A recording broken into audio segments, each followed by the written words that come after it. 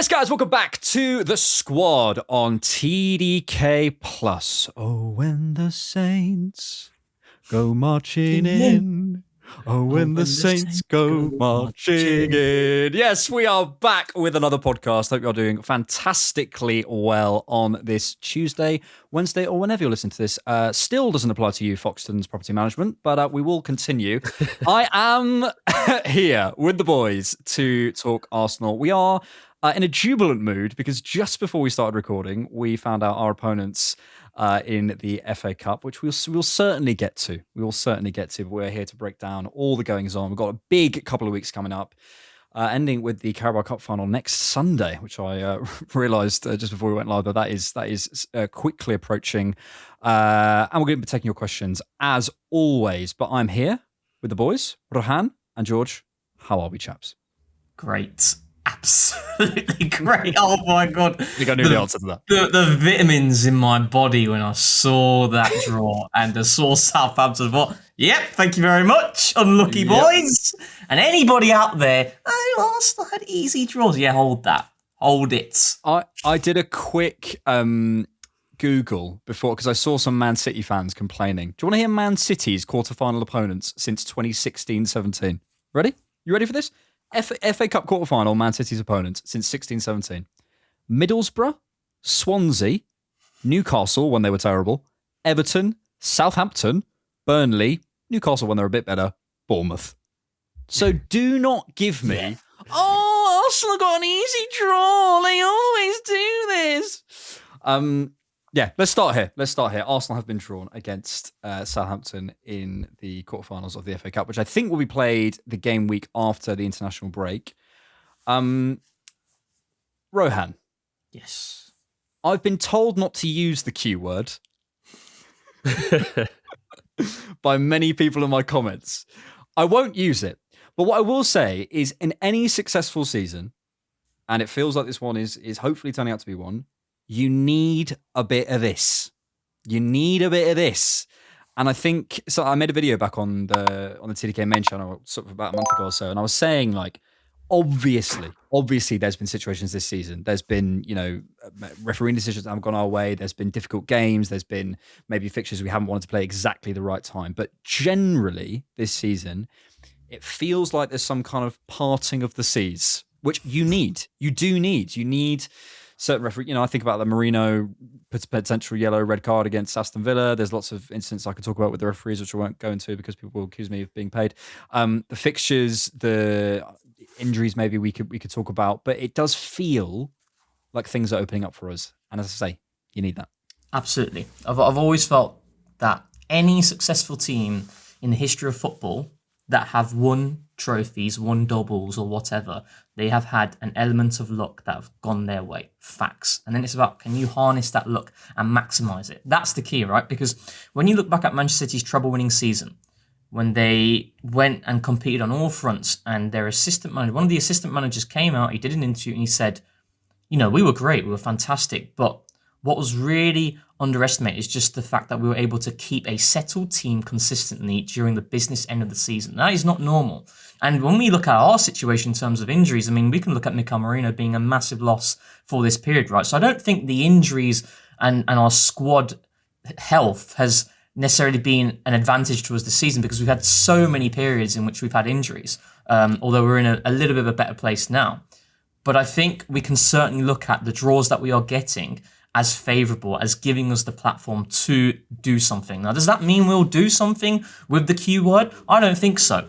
But it gives ourselves a really good opportunity at a time in which, every single coach that I'm seeing, Arne Slot, and, he gets trolled because of what he said in the past and how he has been. But, someone there who's saying the Premier League is the hardest it's ever been. Pep Guardiola said recently in an interview and how if you want to compete on all fronts, you need players fit and available. So that's the look there for that, but also it's about getting a draw that is favourable as well, that allows you to rotate and rest, because we can go into that Southampton game and rotate. I don't think we could necessarily do that against a Liverpool, against a Man City. I think you have to take it a lot more seriously. That's luck. And it happens in every single season. Every single team that has been successful has it. That's what I really want to stress, because there is going to be the narrative of Arsenal being very lucky throughout this season. They're going to use this period. And guess what?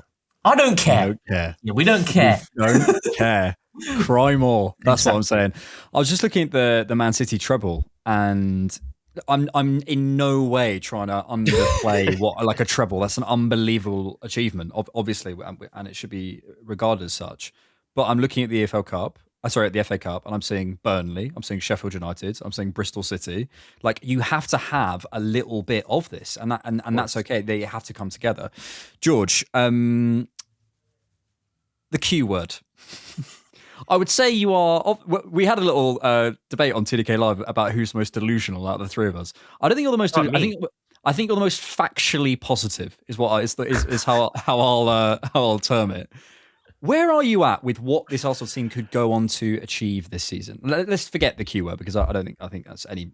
Let's be serious. I think, or not, how far we can go is dependent on us. And I mean that in the best and the worst ways possible. I'll be honest. Like, I think if I had more confidence in us, I'd be saying really crazy things. Because I actually don't think it's going to be due to really environmental factors. And a lot of it has to do with, I don't know how you respond after the first one and how much adrenaline you carry. Like, guys, it's why I feel that the Carabao Cup is one of, if not the most important game that we've had in this project. Like, there's so much, for as much as I think that we're in a positive light, so much that could do also in a negative. Like, it works both ways. Like, when we're looking at the facts as far as the impact about that goes, equally, you could have a huge dent in your title rivals as far as the Premier League goes, as well as the knock-on effect now of them drawing Liverpool, that they now have to take the FA Cup quite seriously because they've lost the Carabao Cup, have had a huge confidence in the league that looks unlikely, and they're on a really difficult side of the draw in which even if they get past Madrid, they now get Bayern to make any kind of season trophy. Like, I don't know if people have clocked the impact after today of what that could do. Now do the flip for an Arsenal team that we've seen what anxiety can do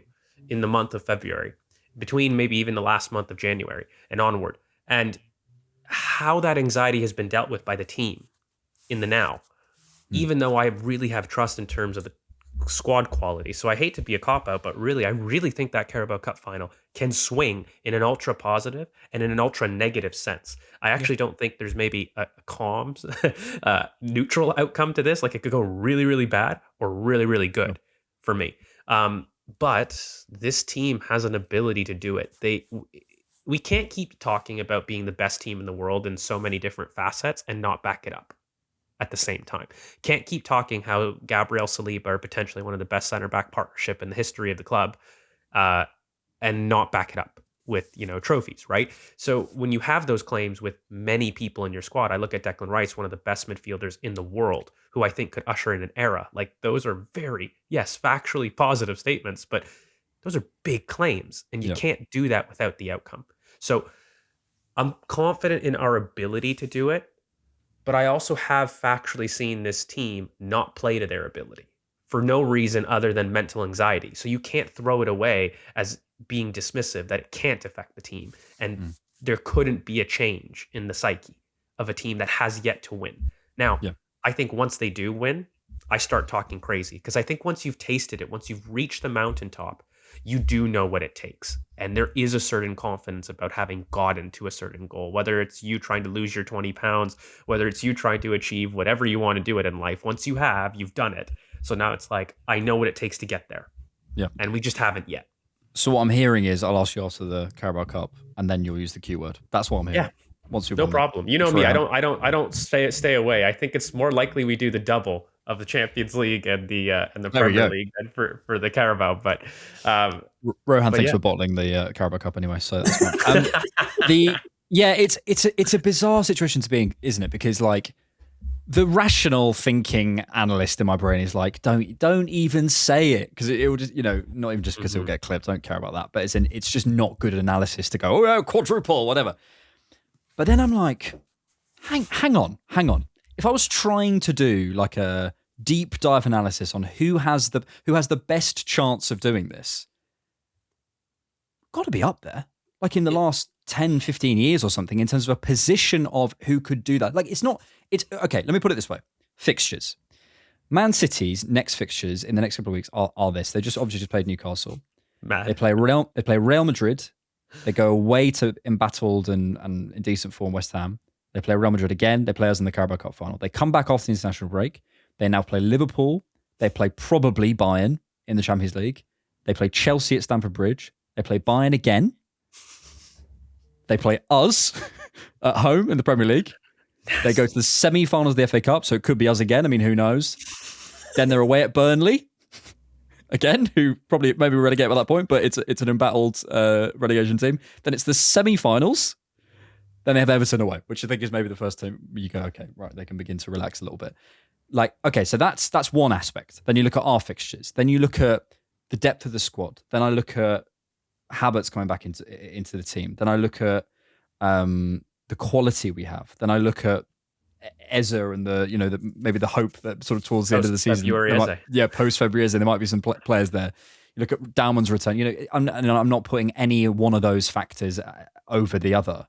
I'm just saying, for the team that we've built, for the Premier League that it is right now, for the opposition we're facing in the Champions League, I don't know. Like, I'm trying to make sense of it and say, from a mathematical perspective, there is a decent chance, which is crazy that we're even talking about it, that it's actually decent analysis to be like, yeah, they got a decent chance here to win the quadruple. That's crazy. It's crazy. Yeah, I think that Arsenal are top in terms of teams who are likely to do it out of any other team out there, right? Because we've been given the platform to do so, So there's that. For me, though, I mean, I don't think we'll do it, but I think it's a case of like, if I'm being rational, I need to see better performances still. I think that's something that I'm still looking at. I don't think we've managed to chat since the Brighton game, and that was a pivotal game week in the end, because when you look at the way we performed, I'd say we absolutely scammed a win for sure. And you look at City, and I heard that they absolutely peppered Forest all game. And it swung our way. It swings around us really, because we can go back to, like the Wolves away, right? As bad as the performance was, as poor as the things that we saw, and we stressed it many times on various pods. Also Brentford away as well. The Wolves game in particular, we were super unlucky to win it though, to draw it really. 2-0 up, and the goal, the equaliser in added time. That is super unfortunate. So when I see the City, shot that's cleared off the line, I'm like, yeah, good, because we have had variants go against us so many times this season, and that's why I can kind of sympathise with the team and people who will suggest, who will counter the argument of Arsenal being fortunate and being lucky with the draw, and saying that, we've had a lot of games this season. You think Brian Brobby at the Stadium of Light, again, a really unfortunate goal to concede. You think a last-minute dagger by Emi Buendia. You think, obviously, Man United with Mateus Cunha with a 30-yard screamer.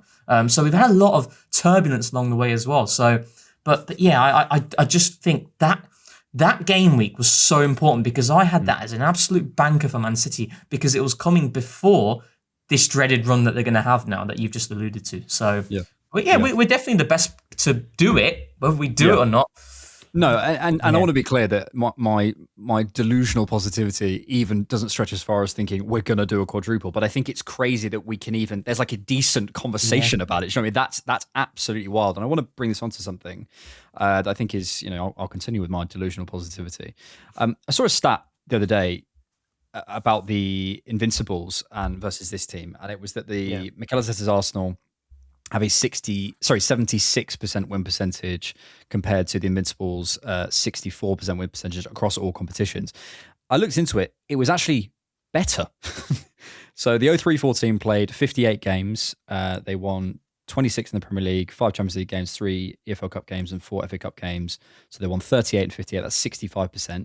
This team, I looked it up, if you include the Crystal Palace one, which I do because I know we won it on penalties, but that is a win. We have a 78%, just over 78% win percentage. So Invincibles 65 and this team's 78. I wanted to sort of take this a different way. You could take it, this team's so underrated, whatever. But George, I think it goes to show that, kind of back to what we were just talking about, you have to win. All of this stuff we're saying, the position that we're in is unbelievable. We've got a better win rate than the Invincibles. Like, we can say all of this stuff, but none of it will matter unless we win. And I think that is the one place that I look at this team and just go, okay, I need you to show me that. I really need you to show me that. And we are about to discuss the next couple of weeks in more granular detail in a second. But we are approaching that part of the season where all of this stuff, the quadruple chat, the better win percentage, all that stuff, not goes out the window, but we need to see it. We really need to see it. I think also the players need it too. Like there's a factor about the fans, but also these players. I have always said they're their worst enemies. Like, we talk, how many people have we talked about Saka, Rice, that they need to believe them to be the superstars that we know them to be? Like those things, like that click, that mental click in which the team understands and knows how good they are. Not that they deserve things or they get talked about it being really good, but deep down they're like, oh, no, I don't need the validation. I know I'm great. And that really only comes with success. Like true success doesn't come from like winnings. And, I look at William Saliba and how he talks about previous title failures. And, when he does interviews about how calm and confident about him, he never shies. Every interview is like, no, I'm not walking away without something this season. And I like that. That's something that this team needs desperately. As far as making history, and you want to talk about the quadruple, and you want to talk about the Invincibles, you want to talk about Chelsea's defensive record, by the way. No one, except for Arsene, who is the most delusionally positive person I've ever met. I actually haven't met somebody that walked into the start of a season saying, we will be invincible, or something crazy, where a manager walked at the start of the season, 0-0. Okay, like deep how gangster Arsene Wenger was back in the day. My God. Walked in and said, my team can go invincible. Like when the score is 0-0, no one has played a match doing that. I've seen a lot of people chat shit when they're ahead, chat shit when they're behind. When the game hasn't started, not only will we win, we'll wipe the floor with you and you'll never win the entirety of the season. So I don't think, unless you're Arsene Wenger, basically is my point, it's very rare for people to set out a goal of making history in a football season. You hope to do it, and circumstances normally fall your way, but you don't set out to do that. And I think that's how you approach special seasons. I'll be honest. You approach special seasons by being the most consistent you can in the league. That gives you a platform in terms of being able to do something special. Whether you're talking about a treble, whether you're talking about doubles, anything like that, consistency in the league sets you up. So from our perspective, we've done it. I love trying to remind myself some of the stats that I have to keep remembering. For as much as I'm annoyed at our attacking patterns, and there is meat on that bone to go and criticize, there is, but let's just be fair. Again, the third team in world football to have had over a century of goals this season. Combined with your win percentages being bigger than the Invincibles, it is also Arsenal's, I believe, highest win rate. In terms of a season attracting the most wins in a season. And we're still going. I mean, we've already cracked that record. So, I really do go to the homage. You might not like it, but Benadryl still is the best cough medicine. Buckley's, you might not like your medicine, but it's the best remedy. And you might not like our football, but it is churning out results. It is churning out output. And for all of the standard merchants, everything, Arsenal of all football clubs, I will not hear the beautiful game be levied at a club that had for years been called soft and described as purely about aesthetic football and criticized for not having some backbone to have gone on to go and win some trophies. So you finally get your medicine that you ask and you just simply don't like it. So let's have some pride. Let the players attack it with some pride. And then the special stuff comes when it's a consequence of your work. Don't look at it from the beginning. Don't put anything more than just getting the next game and do your business in the Carabao Cup final. Earn that first blood.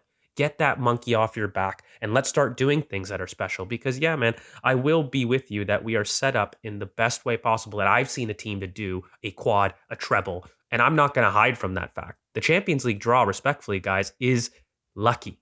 I don't know how else to put it. We've been screwed in years, so I'm not complaining. I don't care. Next season, our draw is going to be horrendous, by the way. Oh, horrendous. But that's the way she goes. And you know what? It's beautiful. Then Southampton, guys, I mean, there's an argument to say that Arsenal, respect the opposition, caveat, yada, yada, are in guaranteed a Champions League semifinal, guaranteed an FA Cup final, are guaranteed in the Carabao Cup final, and are guaranteed a top 2 finish in the Premier League. Like, you can make those statements factually, and you're not wrong.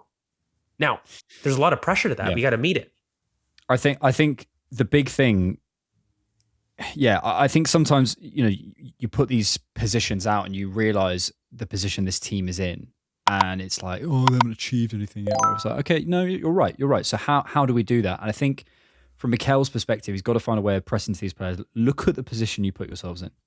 Look at this win record. Look at this win percentage. Look at you finished top 2 in the Premier League. That you're guaranteed semi-finals, quarterfinals, finals of various competitions.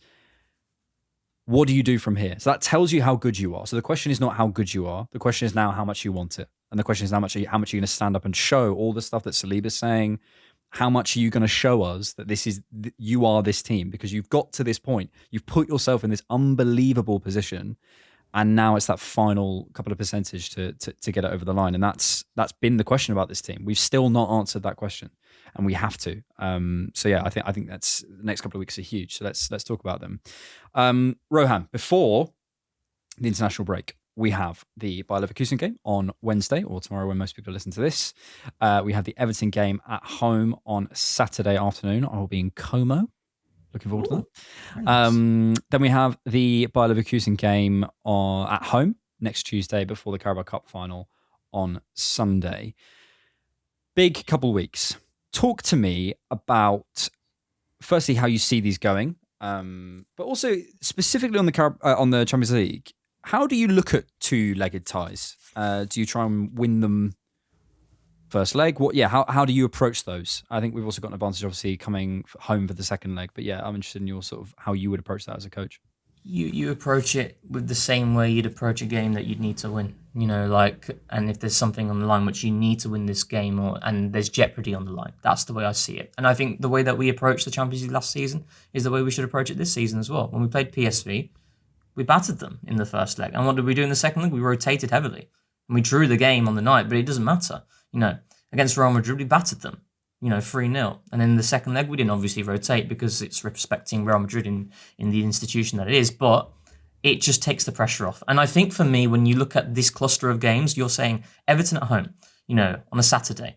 Now, Everton's away record, I think they're one of the informed teams away from home in the league, I believe. But that's a good game for it to be sandwiched in between, a Bayer Leverkusen. So I'd go all in. I'd go all in for that Leverkusen game. I've seen some, opinions about, resting the likes of Declan Rice and maybe a Zubimendi. I don't understand that. We need to, at the end of the day, as much as we are very, jubilant about the draw and getting a Bayer Leverkusen and potentially getting another favourable draw after that, you still got to go there and respect it, and you've got to beat the opposition, because this is a Bayer Leverkusen team that did beat Man City, and then it's a Bodo Glimt team that did beat Man City as well. So respect the opposition. I think you need to go into it with the same mindset that you would go into it with a game that you absolutely need to win. And the benefit of that is obviously you can then start to potentially rotate more in the second leg at home in preparation for that game against Man City in the Carabao Cup final. So that's the way I look at it. I think that we shouldn't be going into these games thinking, away from home, it's going to be naturally difficult, playing the first leg away, get a draw and keep the tie alive. Why add that pressure to the second leg? Just go and get the job done in the first leg if you can. It doesn't always transpire that way, but I believe that should be the mindset.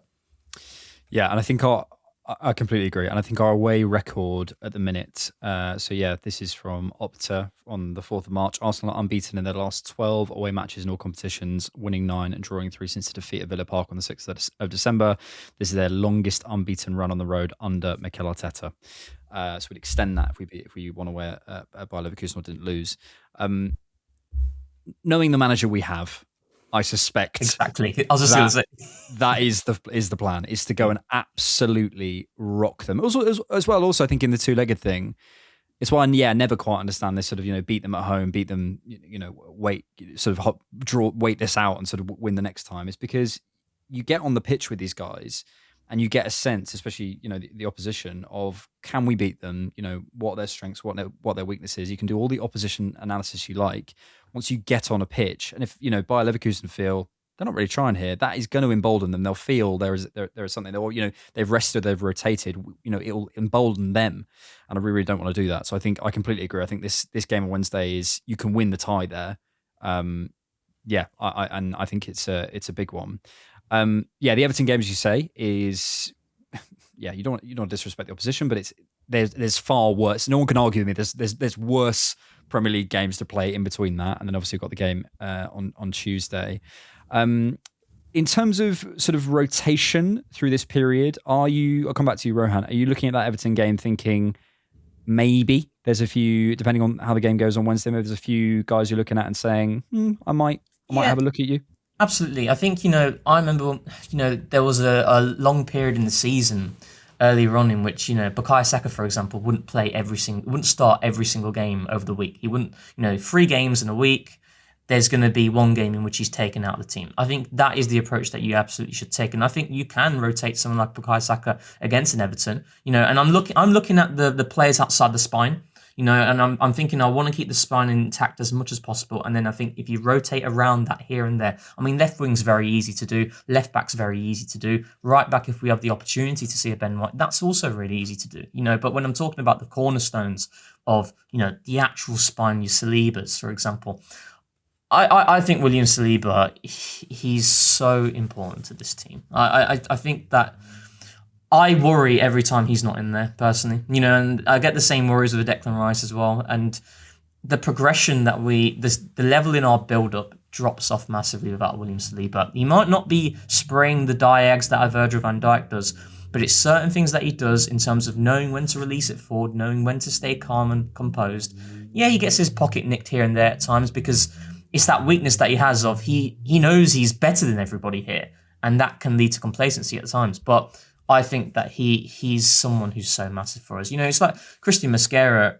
He's such a talent, but one of the things that I've pushed back on a lot is the idea of Mosquera, adding more to us on the ball than a Saliba. Mosquera's strength of always looking to play it forward and be vertical is also a weakness of his because his decision making can be lacking at times, and you saw it against Brighton, for example, in which he wants to play it forward, and you get a really good moment to Eze, and then he releases it to Saka in behind, and Saka should do better. But with those moments, you also get the moments in which he gives it away cheaply because he's trying to be progressive. Saliba has the decision-making on lock, and that for me is what you need when you want to maintain the technical level. When you start giving the ball away too cheaply, that's when the technical level drops, that's when the opposition starts to build momentum, and that's where you start to see the team naturally having to defend a little bit more. So players like him, I'm looking at trying to keep him in that team as much as possible. I don't think we can afford to take someone like that out much personally. So yeah. I'm trying to avoid it.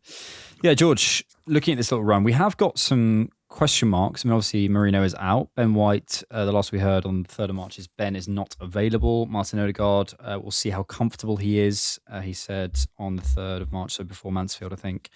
William Saliba, he turned his ankle against Chelsea, managed to finish the game. We saw he wasn't too comfortable. Let's see he recovers quickly. I doubt it in regards to the FA Cup tie. Calafiori had a issue against Mansfield, as did Leandro Trossard. So we've picked up a few little knocks. Similar question to you. How are you handling this? Are you rotating heavily in any of these games? Are you thinking just go for it and see what happens? What's your feeling? It's a tough one because I find Everton that annoying physical mid-block, which we've done really well of this season, but they're a makeup of team that can cause problems when they're on it. And that's the key, right? Like, is what Everton's going to show up. And they're in that weird Fulham camp. On their day, they can be a real problem, right? What type of Fulham? Are you going to be the Fulham versus Man City or the Fulham versus Arsenal? And it's this case with Everton. And I look at Bayer Leverkusen and I think, respectfully, when you have a look at their season, this is a team that we really should be beating. We have a confidence in the Champions League. And I'm actually more open to greater change in the Champions League because there's a bit more space to accommodate that change. So I think that Bayer Leverkusen will go man for man because if you did watch that Man City, they definitely pressed up. But I find our players are just more comfortable. Like even, I think they approach the Champions League with a very different mindset as far as our technical capacity. I actually haven't seen a game in the Champions League in which we've gone a large spell in which our technique drops, right? And, unfortunately, I don't want to pull on this rag, but I don't love the crowd at the Emirates, when we were going through our difficult period. Like, I think if we don't get on top of that game, and really attack it, the crowd can be nervous. And, that's just not something that this team needs, I think, right now. So I am leaning towards more rotation in European fixtures generally. But I also hear what Rohan's saying, and I completely agree with the idea that you want to blow away the first leg of a tie and then rest the following. Like, I would almost want to say, okay, go hard both 3 days in a row, and then let your Leverkusen be the day that you really rest your legs, in a sense. Yeah. Okay, go hard for Leverkusen, but don't let up. Go hard for Everton, then back off because you're 3-0 up or something like that in your second leg. Like, that would be the ideal kind of rotation for me. As far as those knocks though go, like, I think they're very short term. Like, it wouldn't surprise me if Saliba, Trossard, and Odegaard are back essentially for a lot of those things. And I think the only real one is Calafiori. I mean, that one I think is like, you never know with him. So that one just put a question mark on. But also with the form of Nkapie, like, I wouldn't want him not to be starting, to be honest with you. I think that we can look at bringing in Miles, Norgard. These are players that I'm looking at as trying to add a little bit of spunk to the midfield, because I'm looking at Zubamendi, and I'm looking at how he's been playing in recent weeks, and there's an argument there, guys, in my opinion, for a player that I think has, well, not think, I know he has played the most minutes in the Arsenal squad, And run furthest in the league, and he's I think. run the furthest in the league. And it's just, that's a player that could use rotation. And that's a big player, right? Yeah. So how do you fill that? You can fill with Miles, you can fill with Norgard for very different reasons. And those are the big ones. And I do think, sorry, just to end, guys, Max is a factor. We can't not, it's not just because it was Mansfield. That kid is freaking special. Yeah. The drive, like, guys, even in preseason when we had difficulties against Newcastle, it was Max who broke open the game. Like, we have a game breaker, and that is something that this team doesn't have many of as far as in the final third. Whether he's young, I don't care. It's not even putting pressure. He just factually is. This is a kid that freaking will go end to end. One of the very few players in our squad that can receive it on the run, go end to end, hold off a challenge, and make something happen and stress opposition. Has no fear either. So I think he's a huge factor. I think Max is a bigger factor than that's your trump card. That's I also think in a league that we've complained, we've noted before, everyone is so aware of what everyone else is doing. They all understand it. Yep. We don't have many of these things. If we want to play Madueke over Saka, they're largely going to do the same things, and probably from a quality perspective, there's a drop off there to Madueke, in my opinion. Can't believe that's controversial to some people, but it is. But there's, when you look across the squad, if we want to change things up broadly, it's like for like, and I think with Max, it's one of the only, both from a quality perspective and both what they're trying to do, and from a Max perspective, it's like, I don't know what he's going to do, and there might be, especially between Champions League fixtures, when you're looking for a bit of freshness and new ideas, someone like a Dalman coming in and Moyes going, didn't prep for this. There's something really big in that, which helps us in terms of the load, but also I think it can show him off. Go on, Ryan. Just to quickly add on that, I was just about to talk about it because, for example, in cricket, right? So cricket has become very data driven as well, just like in football. But the point that I'm making is, so Pakistan had this bowler who came into the team, and he's been around, but he was different. He was really, really different in terms of how, in comparison to what you would be assessing in that Pakistan bowling team. And it was tough to dispatch him, and it's the same with Max Down, where every single player in that Arsenal team has been analysed by coaches and the tactics team. It's the same with Miles last season. Miles last season was a serious trump card, and how many times was he breaking the game open, driving forward? This season, he has been analysed a little bit more, and we've seen his pocket get nicked. That doesn't mean he can't do it, but the volume and the frequency at which he was doing it. The ball's gone over his head a number of times. Yeah.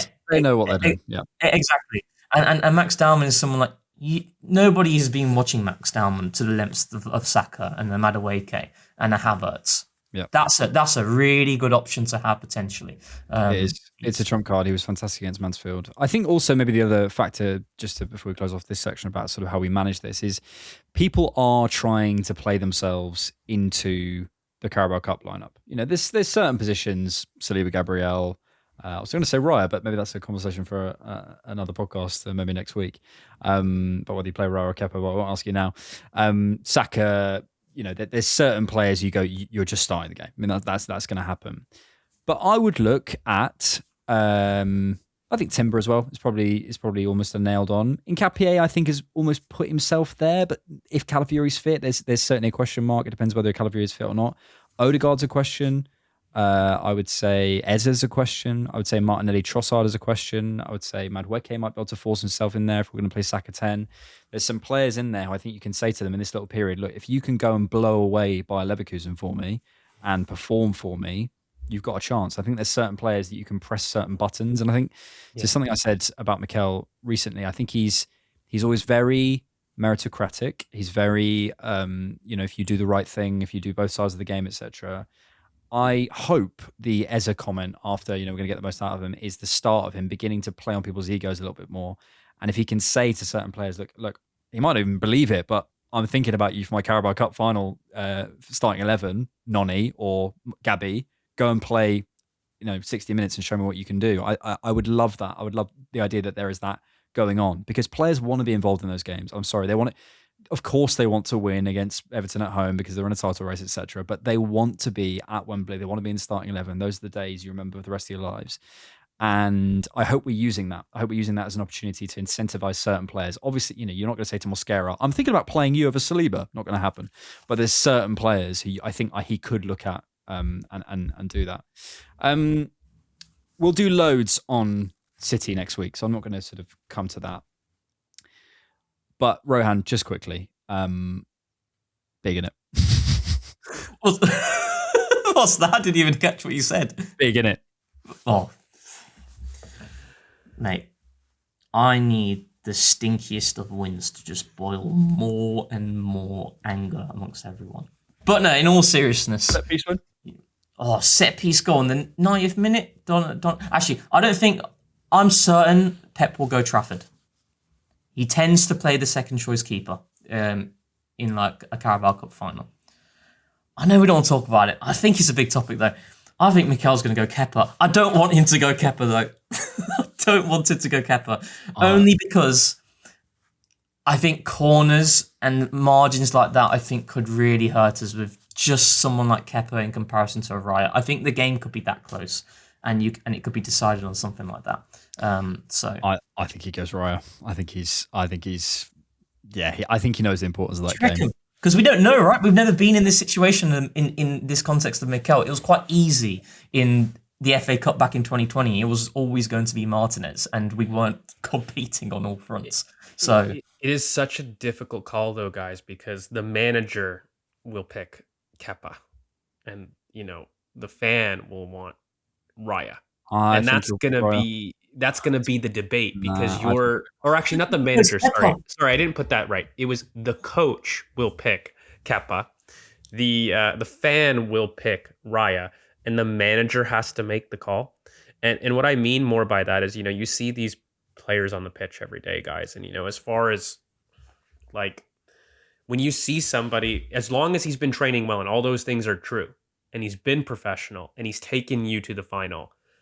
Having been in that situation, just to try to throw a little bit of the empathy thing, if I got you to the final and you drop me, it's a major FU, no matter how much you want to take the context towards it. But at the same token, to get off the fence, as a manager, I would pick Raya.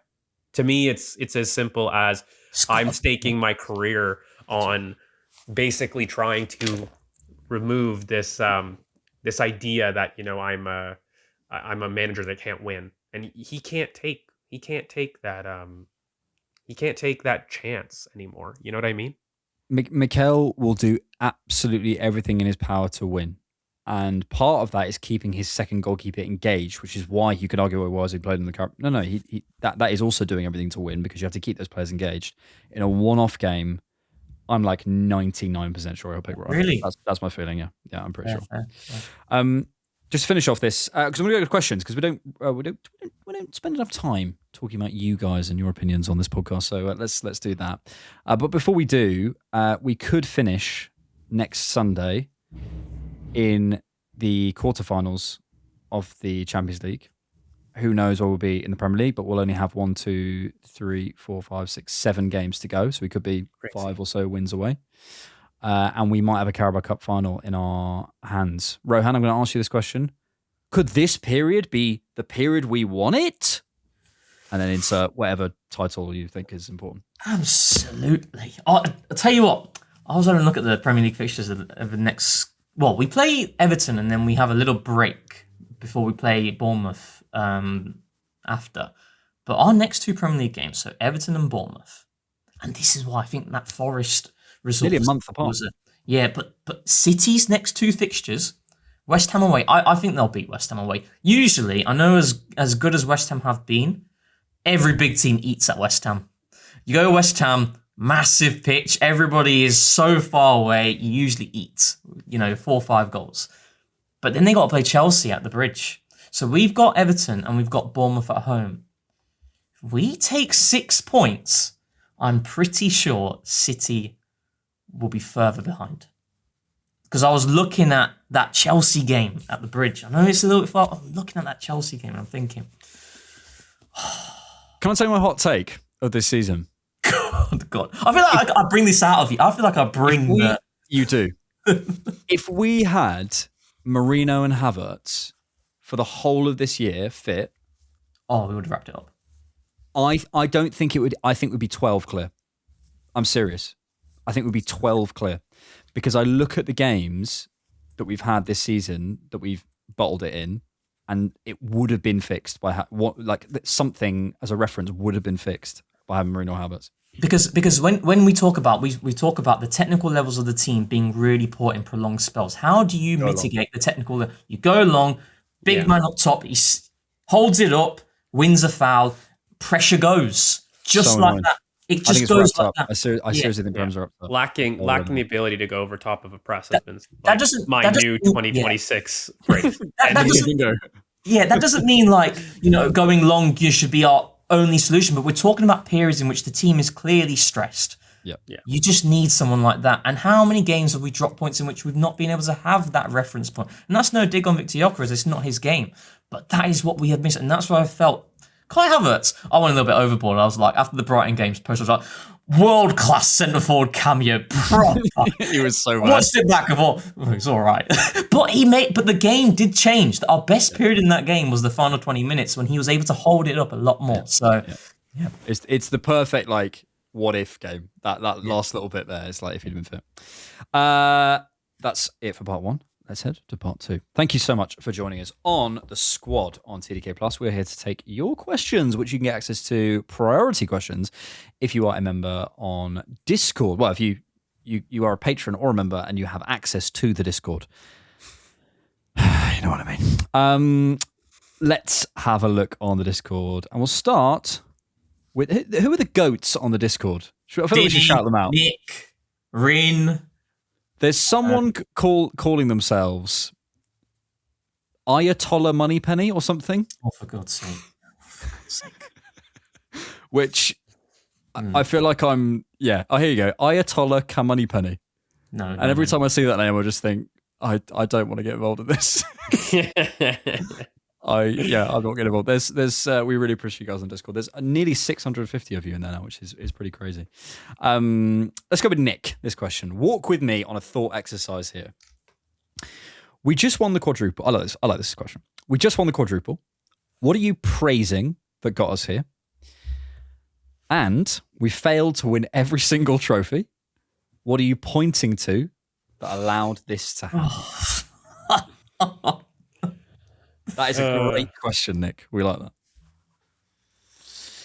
I think if I have to point to something that stopped us doing it, I don't think it'll be our process, because look at the position we're in. I can't look at our process on our recruitment. Like, we've got a higher win rate than the Invincibles. It will be, sorry to go back on what George said earlier, us. It'll be us. Listen to, I did this the other day. The goals we've conceded recently, that Mansfield goal, I would blame Mosquera more than anything, but I think it was our doing. The Mansfield goal, that's the goal we conceded. The Chelsea goal and Capia own goal. The Spurs goal, Rice mistake. The Wolves goal probably could close Bueno down, and then the mistake between Gabriel and Raya. The Brentford goal is just a good long throw, what it is. Go back to United, 2 ridiculous goals, but then a mistake from Zubimendi. Back to Bournemouth, Gabriel mistake, and Krupi, great finish. In terms of goals we've conceded, have we played any in 2026? I can't really remember the Kyrak goal, so I'm going to ignore those. Oh no, it was a mistake. It was a At Calafrio. the back post. Yeah. Oh In yeah, terms and that of one. Yeah, there was 2. The Weren't there? goals we're conceding in 2026, 80% our fault. And by the way, I also looked up some numbers for my video on the main channel, so you can go look at that. So I won't go into it too far here. We're not actually contextually making loads more mistakes than anyone else. We're about mid-table for mistakes. But what we have done is made more mistakes since 2026. Before 2026, we were like bottom of the table. I think we had like one goal, one or maybe 2 errors leading to a goal, which was the Richarlison one, and then one other, I can't remember. But we are making more mistakes. So I think if we're sat here without winning anything, that could be it. I agree. I've always felt the frustration that I have, and it's still frustration that's there, as happy as we are with the position we hold. I've not been happy with our performances since Villa second half, and that was back in December. I genuinely have been really frustrated with a lot of the games that we've had since then. And, I'm looking at that Brighton game. Football's a funny game, right? We drop points there, and City win their game. We're having a different conversation. We're looking at that performance and thinking, oh my God, what was that? Yep. So, but yeah, we're having the Wolves conversations. Absolutely. And I think we're being entitled to. It's a thin line there. But that for me, and this is when I look at this broader, topic of, we were talking about it before, boring Arsenal and whatnot. We can talk about it, but I look at it more as an execution perspective. And this is not difficult execution either. This is our bread and butter. A lot of these things are genuinely principles that we use every single time. And you don't even think about it because you don't need to think about it. Yeah. And that's what I would look at the execution, the technical level dropping, and I think a lot of this comes down to the team is feeling the pressure. I do believe that. So yeah, if we don't win anything, I'd look at it. I look at that as being certainly a big factor as of today. We don't know what's going to happen from now to the season, though. So, anything outside of those two, George? I do. It's going to be controversial, and I'm going to look at our attacking signings, and I'm going to look at the allocation of £200 million spent on Madueke, Gyökeres, and Eze, and the lack of Semenyo in what our title rivals did. But what Semenyo represented, and more the gap that after spending £200 million, we still all would feel that we need another 2 attacking signings. That to me is something you can't run from. And ironically, if I was to go back, and I was just thinking as you guys were kind of reading that question, even including, Declan Rice, what other area of the pitch has had £200 million worth of investment that we can say didn't take off? Yeah, and none. None. And so that to me is the biggest thing that I would point to for not getting it over the line. As far as the biggest thing for getting us over the line, I'm going to point to a little bit more of the idea of the squad in general. We have built this project on a collective philosophy.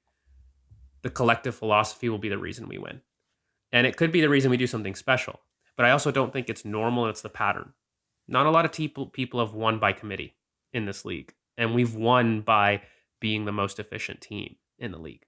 Not been maybe the most prettiest, but we've won collectively by valuing things that people thought we shouldn't value or that they didn't give enough value to. And we said we're not above the game in that aspect. Very collective. To the point that our attackers can be accused of being fullbacks, but we sit there and we won for the team. Like the team won. There wasn't an individual on this team that took us to specific heights. And that goes for Mikel, by the way. Like I don't think his coaching style, even this year, has been a lot more about the collective. It hasn't been spamming a right-hand side fluidity of Ben White, Martin Odegaard, Bukayo Saka. It hasn't been oriented to one thing. He has chameleoned many different tactics as far as we've gone through several iterations of Arsenal. Like I would argue in the first part of the season, right? We're struggling to find form, and then we find the central access solution. We move Eze a little bit inside. The team changes a little bit. Then we have an injury, and then Eze's absent in a sense. We become a little bit more set piece focused. Then towards the end of December, our set pieces go. We actually don't score in set pieces, and we're claiming where have they gone? And then we slowly bring them back in the last couple of weeks. This team has gone through different iterations of its own self, and we've yet to, I don't know, put out our best 11 in 5 games, in my opinion, on the bounce. And so it's had to be. So I think the team will be the reason. And it was shown through the recruitment, ironically. Yeah, yes, the double-edged sword. Yeah, I think for me, I think there's no wrong answers really. I think I would maybe look a little bit wider and just say since about 2020-ish, maybe 2021, I felt we've just made good decision after good decision after good decision after good decision. We haven't, not every single time. We've made some poor decisions in that time as well. But like the you come to a crossroads and it's this player or this player. Generally, we've done the right thing. Should we sack him or not? We've stuck with our guns. Should we keep that academy manager or not? Like every decision we've made has felt like it's heading in the right direction. I would say 80%, something like that, maybe even higher. 85% of our decisions have been correct, and that's not easy. That is really not easy. And I think that when you and also correct decisions is also turning up every day and doing the right thing every day. That's also a correct decision. And I feel like a lot of people just turn up, do the job properly, and leave at the end of the day. And that has felt like a big thing at this club that maybe wasn't there for a while. And that culture. And when you do that enough, it's like anything. If you go to the gym, you can have a bad workout, whatever. But if you just keep going and keep going and keep going, you will get results in the end. You just keep turning up.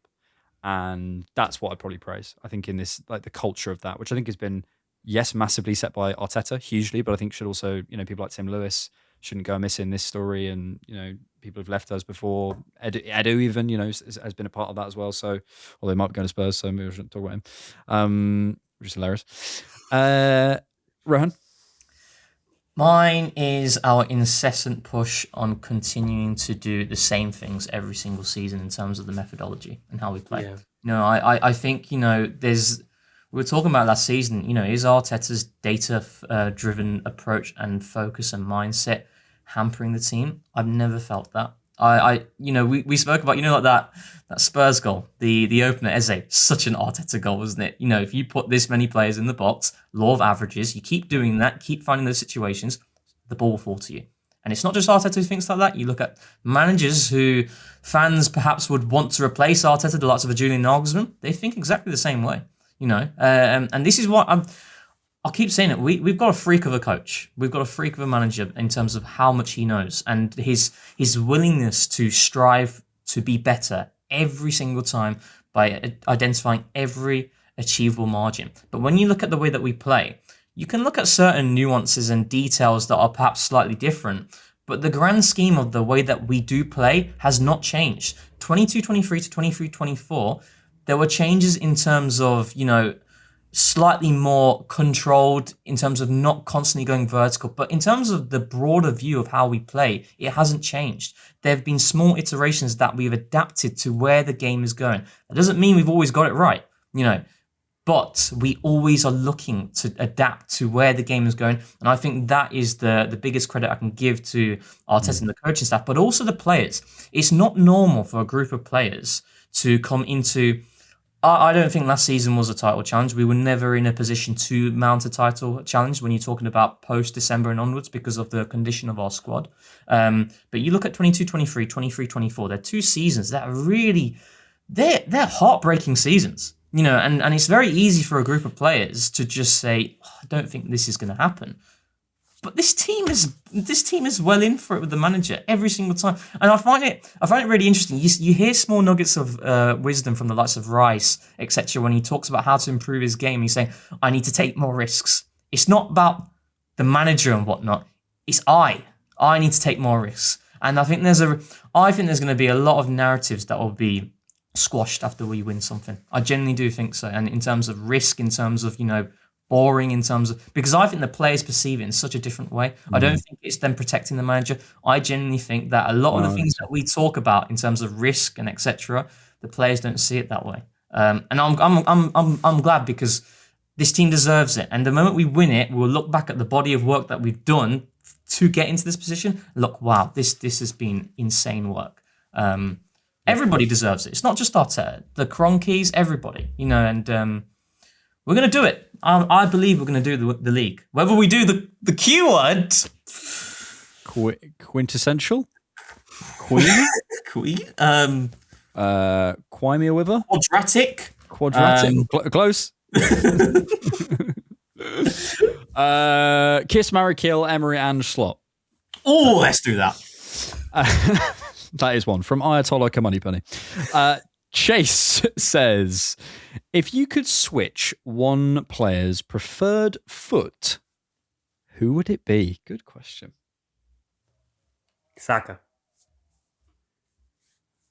Really? Yeah. I think we have talented left-footed in-swingers. If we had somebody like Saka, but was right-footed, the balance would be complete. Oh, right. I hear what you're saying. Wow. So you'd play him on the Because left? we've got a Max Dowman. Well, with his right foot, sure.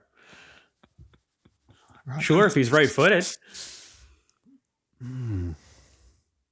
Because think about it. Look how many left-footed attackers and impact players we've got. I think Max would already be in the team if he was right-footed. Max? Really? I think he'd already be in the team.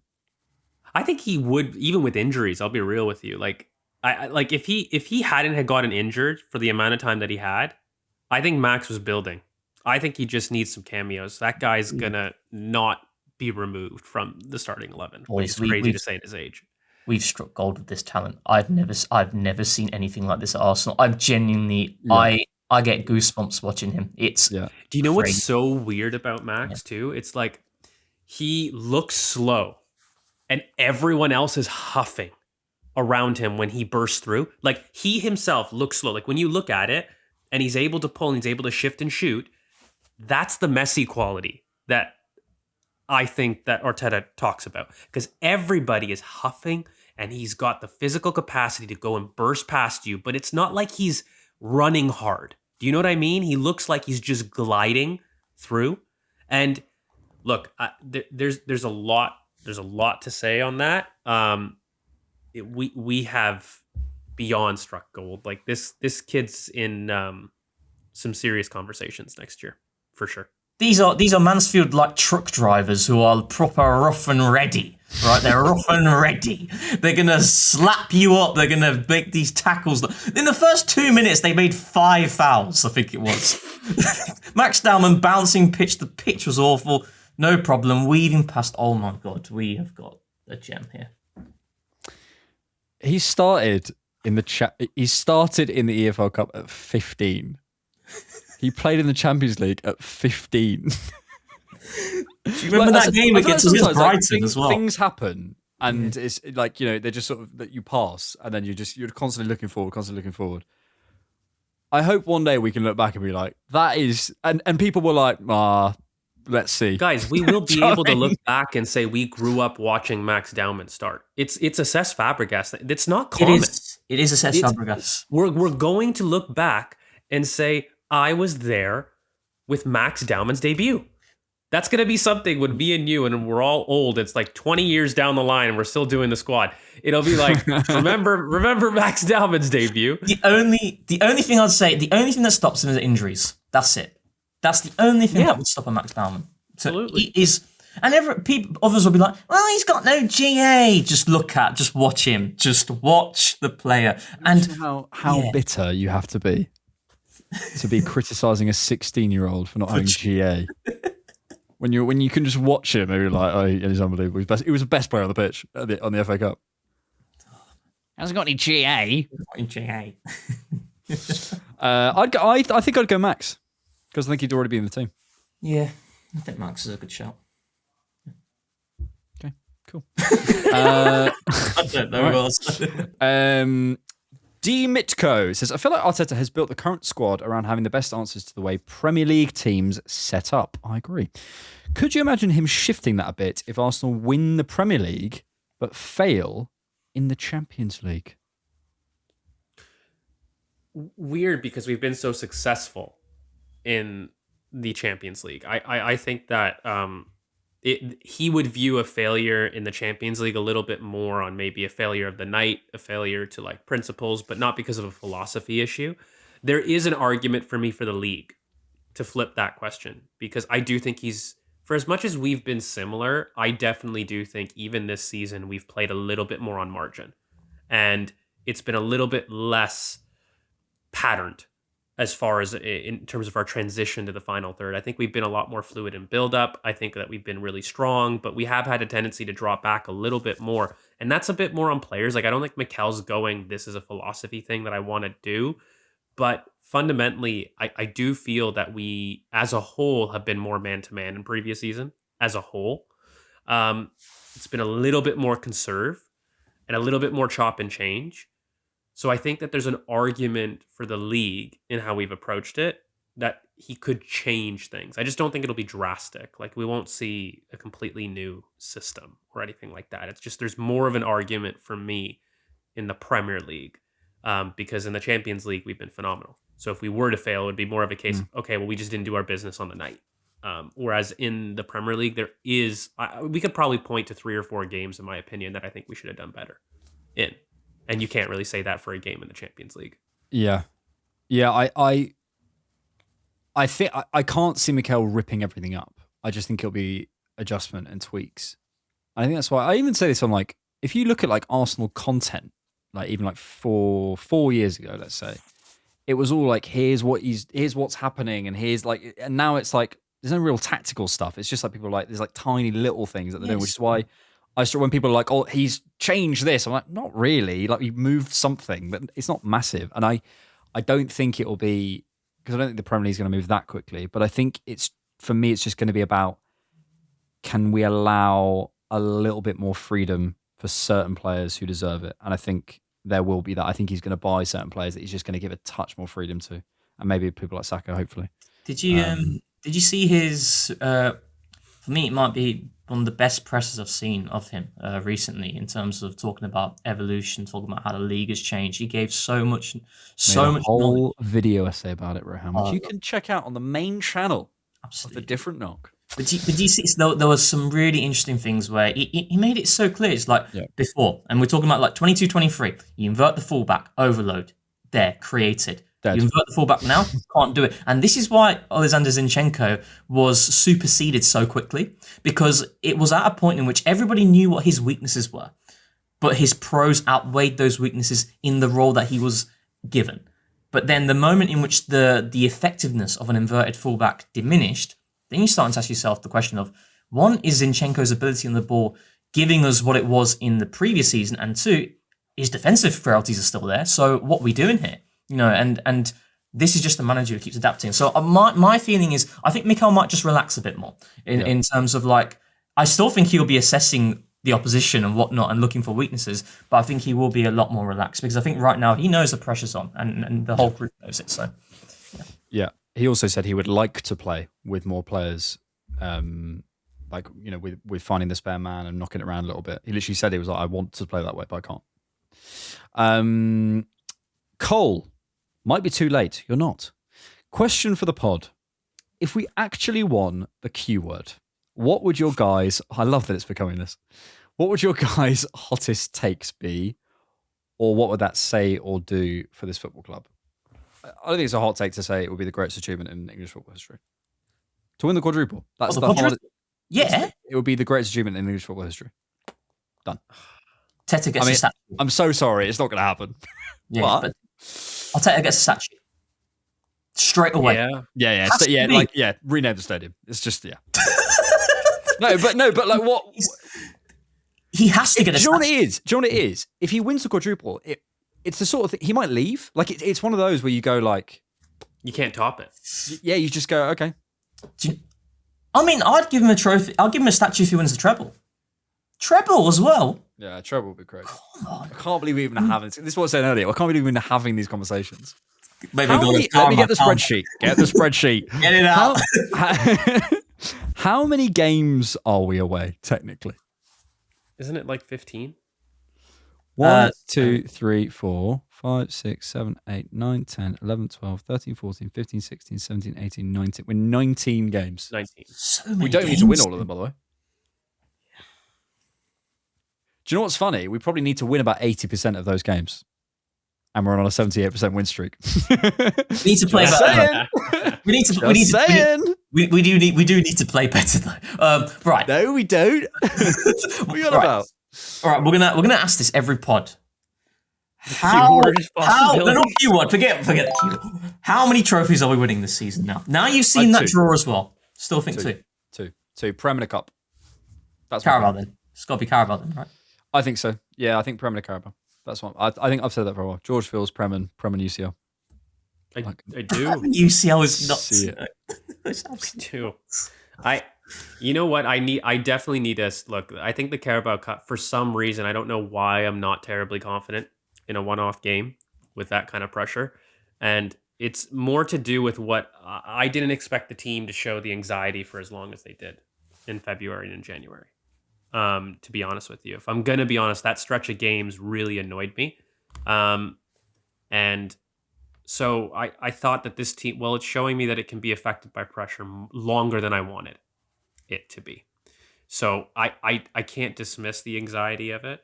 Look, if we do it against what I think, right? And if we do win the Carabao Cup, I'll then go on and say, I think we could slide into serious conversations as far as at least like a treble. Like, I think we will win the Champions League and the Premier League. I really do. If we win the Carabao, Q is going to become quadruple very quick. I need to comment. I've got one final question, right? I'm doing the old classroom. Miss, please, miss. If we perform from now to the end of the season, 23-24 Arsenal post-January, how many do we win? No, you win all of them. Alex. 23-24 Arsenal from now to the end of the season. Man, I think we did a treble. If it's 23-24 Arsenal. Do you know what's so great about all this? Yeah. Is that Spurs might go down in part of this. This is the hilarious part, is that we're having these conversations amidst Spurs genuinely might get relegated. It hit me after the Palace game. Yeah. That's when I thought, okay. Bro, because I didn't expect them to drop points. Yeah. Like, in those next two games, that's wild. That was the game they had to win. Rohan, because I didn't watch the Palace game, I watched the Fulham game. It's one of those things, it's like, you see the results, whatever. I'm like, and I kept saying to people, watch them. Just watch them. They're terrible. You did say it, yeah. They're so bad. Because if you look at all the other teams, right, Leeds are playing well. West Ham are playing well. Forest are fighting. That Spurs team, oh my God. I actually think, you know what, something that you said, Alex, had me thinking. Do you guys think Mikel stays? Was it first? With a quad? First I laughed it off. No, of course he stays. But what do you do? What do you do? That 6 years, 5 trophies, made football history. If Mikel Arteta said to me, "The Different Knock is my favourite Arsenal podcast," I'd quit. What's the point? It's just, that's it. You're done. Yeah. He is, if you think about it, like, I don't think it's as ridiculous as people might think. Like, you have achieved the pinnacle of what you can do in your career. No manager has ever done it. So you come back the next season. How do you yourself motivate yourself? Exactly. What's there else to do? I'd leave, and I'd say the next manager to take over, like, new cycle or whatever. Well, yeah. I mean, the problem is the players. It's too late. I mean, all the players signed on, right? They signed but on, I'm just he ain't leaving me. He's not leaving me. He has to stay. I've dreaded the thought of Mikel leaving. I know people will be like, I've dreaded the thought of Mikel leaving, and for me, the only worry I have about Mikel leaving is about burnout. I don't have the worry about him moving to another club. I've never had that issue. I've had the worry of him. This is a stressful job, mate. But mate, that's why, like, say you win the quad, right? Yeah. From a fear of burnout. Like, look at what the last 6 years have brought you, like, as far as what he's had to deal with, and like the comments, and they haven't made it easy for him in England. He's been sneered at his entire career. And from a really big jealousy perspective, in my opinion, because there's a lot of the mainstream media that have looked at something like him and said, why is he being successful and praised? And it comes from, I think, like a largely majority Manchester background punditry. But I do think he's been sneered at for a long time in terms of his career. Like, if you really look back at it, guys, when we did hire him, how unpopular that decision was. And what the hell does he have a right to even manage Arsenal Football Club, right? Then he wins a kind of backing through the winning of his trophy. But throughout his time, Mikel Arteta has been criticized for his touchline behavior, what he acts like as far as being arrogant, has been, even though we don't agree, but he has been criticized for these things. And I'm thinking to myself, like, you know, how much can you take, you know? And you reach the pinnacle of what you're supposed to do in life. For me, I could understand it. I could understand. Like, if I got, I don't know, like $1 million grant or whatever, I'd sit there and be like, I don't know if I want to do that again. No, yeah, okay. But it's like, you know, if I be hanging out with you and me, Rohan. He'd be gone. Do you know what I'm trying to say though? Like, if you that's the pinnacle of pinnacles. Like, how many coaches in coaching history, guys? Like, let's just blow this up for a second. Which manager in any sport has won every trophy on offer in their season? Yeah, I don't know. I don't know enough to tell you that. I bet there is one, but I don't know. He would leapfrog into like coaching history, not just football and like Arsenal. Obviously, it would be Phil Taylor in the history. Before we get clipped, let's move on from this conversation, shall we? It's a wild conversation. Yeah. But this is what my point was earlier. It's like, it's so mad that it's like, it's not actually wild to win 19 games away. We've won 80%. One, not just draw. Forget we lost 3 games. We've won 78%. This isn't ridiculous to even talk about, but. It needs to be 23-20 for Arsenal. That's what it needs to be, that level of performance. That's what it is. Yeah. I won't do my media rant. Anyway, Dream on X. Do your preferred transfer targets, now we're talking, depend on what the club wins this season? Quadruple? What about the club? Basically, forget the sort of the achievement. Does the achievement change who or what you are looking at to sign? I think it changes what's feasible for us, just because, you know, look, guys, like winning a trophy, and especially like the Prem or whatever, you're able to start asking questions of people that aren't theoretically on the market, and they're being like, maybe, you know, like I think players already look at Arsenal Football Club as one of like 3 or 4 major destinations that they want to be at. But, you know, you start winning those major trophies, it's just inevitable. I mean, everybody will look at that. And you know, I start to look at it from a perspective of like what happened to us, ironically, how many people we lost from other teams that we didn't say were on the market, but they just said, we'll take them. And I think that becomes possible when you win trophies. My standards don't. I'm always going to demand the best. Like, you know, whether we win nothing or we win 1 trophy or whatever, I'm still going to say, no, my favorite window is this. And, you know, my favorite players are this. And I think that we're Arsenal Football Club. If we want to be the Real Madrid of England, we should be going and doing these things, you know, regardless of trophies. But you can't lie that they don't help. So I think trophies help you achieve your execution of them. But no, it doesn't change my targets. I think I'm looking at a refresh in certain areas, to be honest, irrespective of what happens. Certain areas, cool. Yeah, no, I mean, I'm not going to say names, but you are going to say names. One thing we're going to do is we're not doing any more of. I don't want to be harsh on him, but we're not doing any more Gabriel Jesus potential because I've. Yeah, do you know what's so funny? Yeah. Sorry, I just completely. No, but do you know what's so funny on the instant reaction? Like sometimes you'll come on an instant reaction and you'll criticize someone, and then like all the comments like, "What?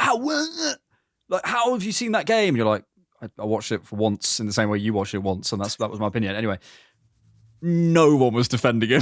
There was not a single person. Everyone, actually, I think it was one person being like, "Oh, don't be so mean," but everyone was like, "This guy stinked. Well, he stunk. He stunk. He stunk." Good. Well, I mean, you got to be some sicko to watch Mansfield away back, but I watched it back, and I am that sicko, and he was not good. The thing is with Jesus, Bro's trying to get a clip again. Yeah, I was poor. The thing with Jesus is, I'm not annoyed at him in terms of the level, because I think I know what his level is now. I think the injuries have taken away the beauty of a Gabriel Jesus, but I think for me the work rate and some of the nonchalant passing, I can't stand that stuff. He's last in that pecking order. Let me make that clear. He is last. Yeah. And we need the glue back soon because he is going to be Marino. this running. I just in the forward areas. We'll talk loads about targets and stuff, but more generally, I just want to be as ruthless as we are in defense and other areas of the pitch. Like, if Gabriel, I'm looking at Gabriel, one of the best centre backs in the world, and I wouldn't be surprised if Miguel replaced him. Like, I genuinely wouldn't. If and people might say what, but I seriously think, from what I hear in various conversations, if Mikel saw there was a better defender out there, he would go and do it. You cannot tell me there are not better forwards out there than some of the guys we've got in that group. You cannot tell me. So I don't want to persist in that way. You want the best. Certain players have been around here too long. It's actually really, I feel bad to say this, but it's quite sad looking at it. I look at the entire squad and I'm thinking, wow. And I look at the forward options and I think, oh, and you compare it to Man City and it's night and day. Yeah. Final question of the podcast. Are we winning the quadruple? Oh, that was... I said that as a joke. And then Spacetime 34 has said, are we winning the quadruple? We've been too positive. Final question was, someone pointed out that on the day of the Carabao Cup final, Spurs faced Nottingham Forest in a relegation 6-pointer. Jeez. Get off your fences. Are Spurs going down? Yeah, I think so. I think they are. I think Thursday for me was the moment where I felt, oh my God. Because that Palace game, that was the banker. I thought that was the banker of 3 points if they're ever going to get 3 points. And they got to go to Anfield next. They got to go to Anfield. Do you know, it's quite funny because now we're looking at Spurs and we're thinking, right, they're not going to win any games. They might just fluke something. But I don't know. They need Kudus back. I think they are getting a couple of players, but they need Kudus back to give them something because they just... Yep. I don't think so. I'm gonna go against the grain, and I'd love for it to happen. You reckon? Yeah, I don't think so. I don't think so. I'd George, love for them to do it. Can I say this? Ready? This is because they're going now against Atletico, no doubt. Atletico, away at Anfield, home against Atletico, home against Forest, Sunderland away, Brighton at home, Wolves away, Villa away, Leeds at home, Stamford Bridge, Everton at home. Yeah, I think which one they're winning. I think that they should win the Forest one at home. I think that's going to be a big one, and and I think that they should do Wolves and Leeds as well. Those should be wins as well. And one of Brighton and Sunderland they should win, and I just feel like it's too good, and they're gonna have some players coming back as well, and it's a disgrace we're even having this conversation. Let me just be real with you. So bad. It's a disgrace. The fact, but you say that about the home games, right? They've won 2 home games all season. They've not won in 2026 in the league. They've won 2 home games, and the home games they have are Leeds, Everton, Brighton, and Forest. And I normally go, okay, there's an opportunity, but their home record is so bad. They need to get It's illogical, but I'm like, there's no way. I want it to. It's one of those fan dreams, and it's flirting with reality, but it's still a dream. There's no Northland Derby though. Man, well, no, I just can't. I don't. I don't think so. I actually don't. I don't think so. But I think it'll be freaking close, and that's a disgrace that it will be. I think Forest implode. To be honest with you, I think they're not in the greatest of shape. They have to get Harry Redknapp back. They have to get Pavlyuchenko back. They've got to get Nico Cranshaw. They've got to get Huddleston. They've got to bring them all back. Get all the boys. Danny Rose. Get them all back in. Rose. Carl Walker's still knocking around. Get him back in. Get him back in. Get all the boys back in. Tim Sherwood, team talk. Right, boys. What we're going to do? 4-4-2. He's offered himself, no? Of course he has. He would, of course, yeah. I nearly made a video on it, but then I felt too bad because if I ever bumped into him. But he did this thing where he goes, yeah, well, I wasn't in the running for it, and I think certain names are more fashionable. Let's put it that way. As if you were ever in the running for it. Tim Sherwood. As if they were ever considering you, and the reason they're not doing it is because you're not fashionable. How about the fact you're a terrible manager? How about that? You ever consider that? Got slapped 4-0 in the FA Cup final against when we played Villa. Who hasn't managed in the Premier League for over 10 years, I believe? Yeah, we smashed them while 4-0. De Zerbi's available. Yeah, mate. Yeah. It's fashion. That's it.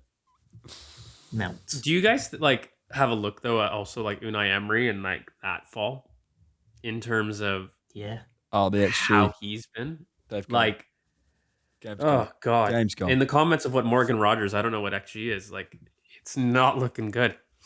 A lot of it just don't make sense. Just doesn't make sense.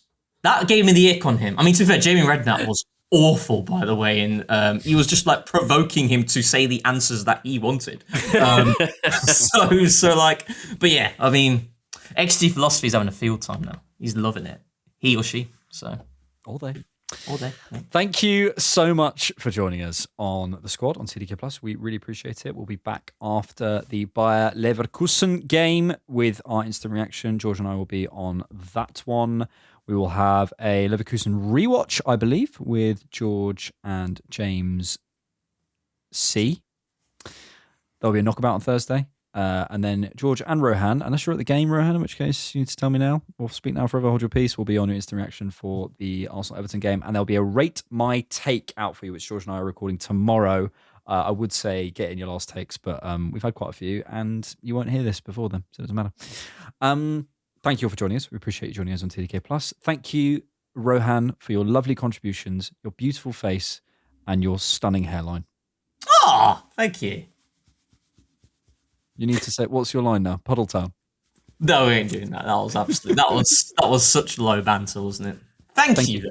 Thank you, George, for your lovely smile, your beautiful hair, and your excellent analysis, apart from when you said Spurs weren't going down. Thank you, good sir. Thank you for watching. Thank you so much. And thanks for keeping Arsenal. Tens of thousands of football fans came to Highbury. This was one kind of queue the ladies thoroughly enjoyed. Electrifying.